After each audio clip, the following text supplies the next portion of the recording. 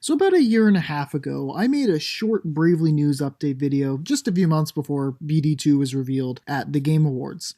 During that short video, I mentioned a brand new IP that the Asuna team had released. And ever since that game's release, I have not heard anyone talk about it. So much so that a good number of people I've talked to seem to have forgotten about this game's very existence. So today, it's my job to remind the world of this hidden gem for the Apple Arcade, Various Daylife. Oh wait, maybe that's why people forgot about it. Real quick, if you're new to the channel, a like and a sub would be greatly appreciated. Thank you. Now then, just what is Various Daylife? Well, if you're familiar with Team Asuno's two-word title games by now, you might have an idea. Various Daylife is a combination between a dungeon crawl JRPG and a life sim, and was a launch title on the Apple Arcade. It's a decent deal and you do get a 1-month free trial, which is what I used up to play, but it's inconvenient that it's only available on one kind of phone and not any other platform. Also, not sponsored, I should add. I also feel inclined to add that I did not finish the game. However, I've gotten a couple of hours in and I'm not sure when I'll get another chance to play, so I feel ready enough to talk about my thoughts of the game thus far. Usually I start with the gameplay aspects, but those require a bit more explanation than usual, so I'll start with the part that I haven't particularly finished. Believe it or not, Daylife does have a story. You play as a 7th wave colonist who has just arrived on the continent of Antoecia. Under the command of Prince Alfric, yet another game-crossing reference, all 7th wave colonists are required to take part in expeditions to expand the colony across the continent. As such, you are put into an expedition guild run by Bruno and Villa, and set out to understand this new world. As I said, I didn't get very far into the story, but it was enjoyable for the most part. I wasn't blown away by it, but it was just kind of like, okay, that's cool. Prince Alfric was definitely up to some shady stuff, and then you had to go hunting for those Breath of the Wild ancient tech monuments that could teleport you across the continent, so it's enough to keep me entertained as a mobile game. That's one thing I want to keep in mind while discussing my thoughts here. I'm viewing a lot of this from the lens that this is a mobile game, so my standards are going to be lower just a tad compared to like a AAA game on a modern console. I've done a little digging and found some people that said the story was boring or unengaging and the ending was kind of a letdown, and I can completely understand that. I'm not going to argue for or against that opinion or discredit anyone saying that. Just for me personally as a mobile RPG, I'm okay with the story I got. The characters, on the other hand, I'm a bit more opinionated on. I think the characters in Various Daylife are really nice and lovable. I can't really rate the voice acting because I'm not sure if they're speaking German or their own Antoecian language, but I couldn't find an English setting, so... Other than that, all of them are entertaining in their own right, and you really get to connect with them as you hang out with each to raise your affinity. Yes, this game has the Persona dating sim in it. Take a person to a place they like and you'll get more affinity between the two of you. I really liked Bruno, Ethel, and Melhard the most. They were all great to be around, and they each have interesting perspectives on the jobs they perform that make you think a bit. Speaking of which, let's move on to the next section, shall we? The gameplay is split into 2 sections, working around Arabia and going on expeditions. Let's go over working first. Daylife has a number of jobs for you to obtain and use on your expeditions, but instead of going full-on Super Saiyan Karen mode and stealing the position from the head honcho like in Bravely, you are actually hired into all of the positions, so you have all the jobs as you come across them. When you are in your house, you can choose what kind of work you want to do. All you have to do is send your guy out and they'll do it automatically with a % chance of failing. Different kinds of work give experience to different stats, so doing warrior work generally increases your HP and strength, but will lower your wisdom progress. Oh yeah, that's worth mentioning also. Every stat in Daylife can be leveled up individually alongside an overall level up. So if you earn enough experience in a specific stat, you'll level that stat up and increase its value. A level up, of course, will level everything up. Now, as stated before, some progress meters will decrease based on the work you do, and you have to keep an eye on that. And with that comes the multipliers. Each time you choose to do work, there are stat multipliers that change after every completed work.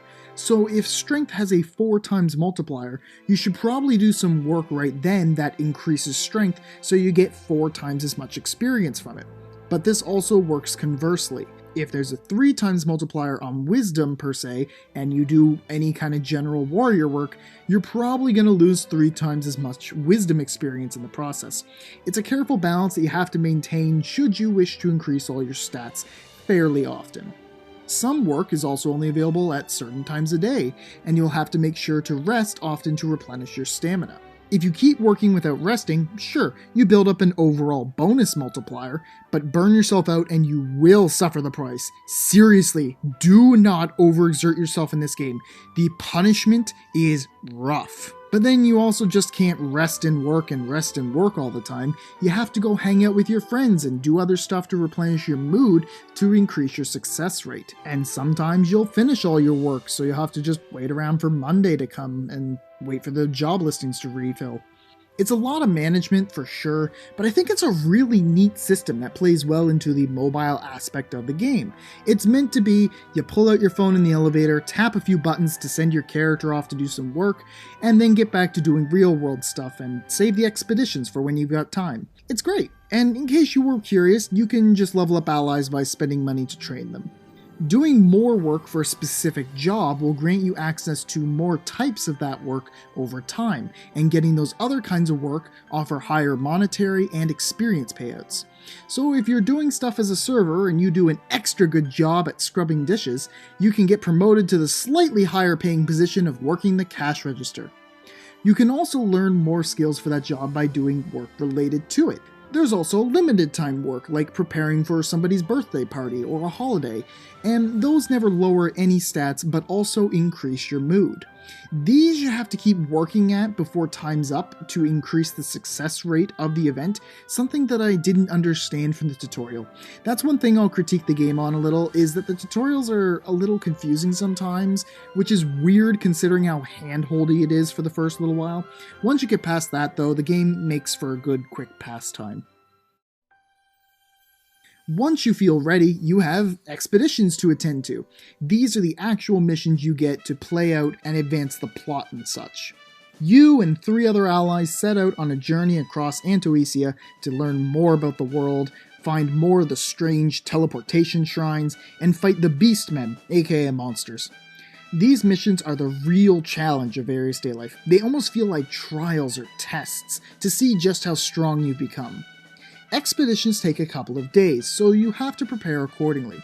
One thing you'll need on the trip is food, but you might also want health and MP pills too. Unfortunately for you, you only have a handful of slots to carry stuff with you, so you have to be very careful about what you choose to take on your journey. This is just the first thing that makes expeditions tricky, and we haven't even left Erebia yet. Once we do finally set out, we're taken to a screen showing our party walking across the land. As you travel, your party's max health will deplete, meaning you have to make camp and eat food to replenish your max health totals occasionally. It's an interesting mechanic that really makes the expedition harder, especially by the end. As for traveling, there's not a whole lot for you to do, you just kind of watch and wait for... Oh, there it is, a combat encounter. While you walk, you'll run into a number of these. So how does combat work? Well, it's still turn-based, and each job has different skills to aid you in combat. But of course, it has to have its own twist, and Daylife certainly has one. It's called the 3 Chas. Cha-cha-cha. Hitting an enemy with a move that causes a status effect is called change. If you change that enemy's status effect directly to another one, that's called chain. If you do a type of damage that an enemy is extremely weak to because of their current status effect, that's known as chance, and a chance attack does a lot more damage than a normal attack. So if an enemy is soaked in water, you can get a chance attack by electrocuting them with a lightning attack. The longer your chain is, the stronger the chance attack will be. The system was a lot of fun to mess around with, and I quite like it. Of course, combat is still scary as hell because recovery isn't that easy. You can't just flee back to town and rest in the inn when you get low. If you flee on an expedition, you have to start all over again, hence the dungeon crawling aspect. It ain't over till it's over, and there's usually a boss or more difficult encounter waiting at the end, and with your max health low and your current HP even lower, it can be quite the battle. It almost feels like a struggle fight, but it's enjoyable. It's a really good challenge that is suitable considering that you aren't some legendary hero, you're literally just a dude whose job is to explore the continent. There's two more parts of this game to touch on real quick, the presentation and the music. Visually, I think the game looks great. It takes me back to OG Bravely in a sense, but it looks a lot cleaner. The locations look fantastic and the character designs are great. Enemy designs are about on par for a Team Asano game, so no real complaints there. Combat effects look good and clean, and special animations are fun too. The UI and menus are super crisp as well. I really love their layouts, and even the font is pretty nice. I also like that they change from white to black depending on if it's night or day. That's a good touch. And you also get to enjoy lots of fun illustrations for each type of work you obtain. As for the music department, the soundtrack was done by Go Shina, who has done a lot of other soundtracks in the past, including more recently the Demon Slayer anime score. And holy crap did he do a good job with this game. I would say it's just barely under Octopath, as it gives me similar vibes in some places, but damn is it good. The combat theme and boss themes were particularly incredible.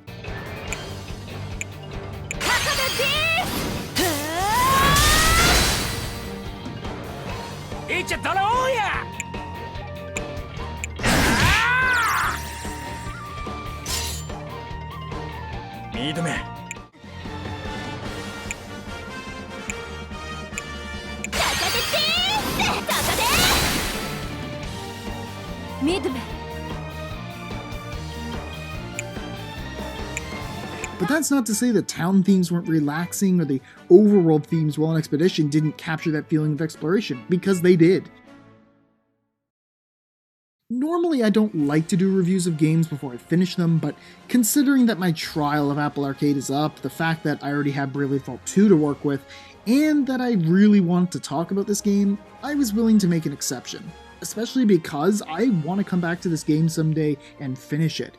I had a really fun time with Various Daylife, and I hope that more people, if able, will give the game a chance, if even only for a month.